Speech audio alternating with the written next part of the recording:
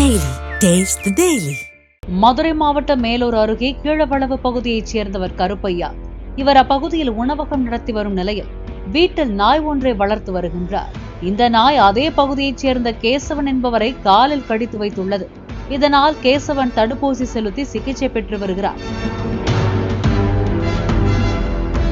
மேலும் கேசவன் குவைத்துக்கு வேலைக்கு செல்ல இருந்தார்.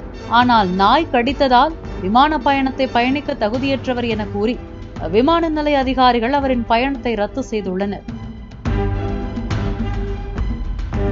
மேலும் கருப்பையா வீட்டில் வளர்க்கப்படும் நாய் இதே பகுதியைச் சேர்ந்த பெண்கள் உட்பட 10க்கும் மேற்பட்டவர்களை கடித்துள்ளது. பாதுகாப்பு கருதி ஊராட்சி நிர்வாகம் நாயை அப்புறப்படுத்த நடவடிக்கை எடுக்க வேண்டும் என்று அந்த பகுதி மக்கள் கோரிக்கை விடுத்துள்ளனர்.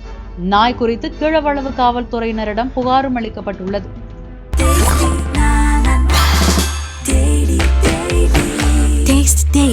Taste the Daily.